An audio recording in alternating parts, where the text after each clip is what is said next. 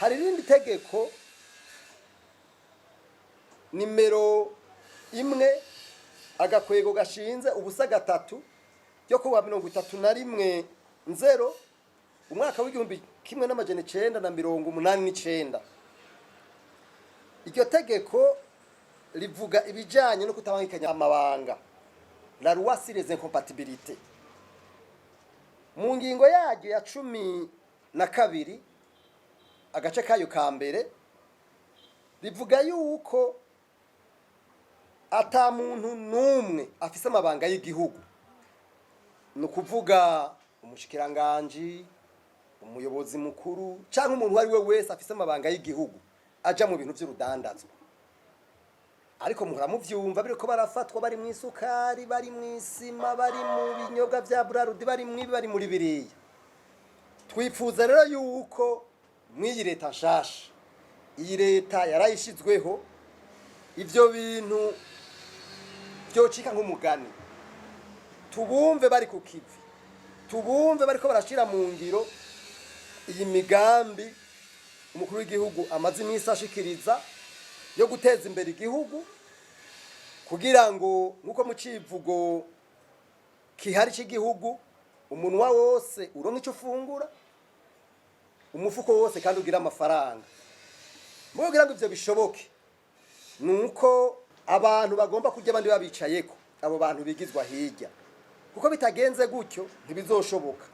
Tukipfuriza rero leta shasha igiyeho kururanirwa mu mabanga yayo kugira ngo ishobore guteza imbere igihugu, kandi tukizera neza ko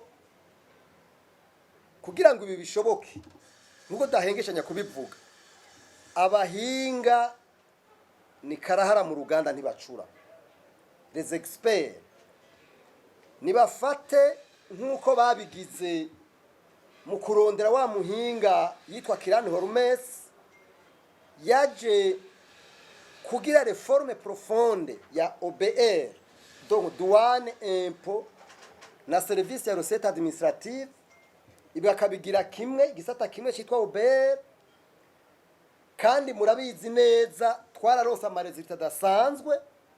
OBR itarajaho mu mwaka 2008 igihugu cinjiza amafaranga amamiliyaridi 400 ku mwaka bivuye mu makori no mu matagisi. Ariko OBR imaze kujaho, igihugu mu myaka iri munsi y'5 cyaciye cinjiza amamiliyaridi arenga 1000. Umuntu ashobora kuca yibaza ikibazo, none mu mamiliyaridi 600 yaje mu mifuko y'abandi. Mugabo twese turabizi, murazi ko hariho abantu mwico gihe bari baratunze gusumvya leta. Urazi ko umuntu wese yaniganira kuba umuduwaniye, kuba umutoza kori n'ibindi.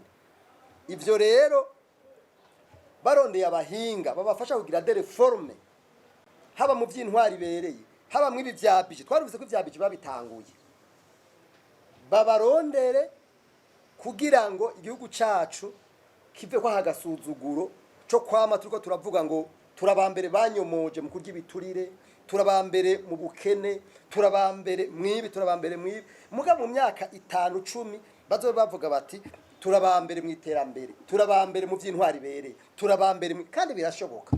Cyewe ndavyemera ko bishoboka, mugabo condition abahinga n'ukwegeza inyuma babandi.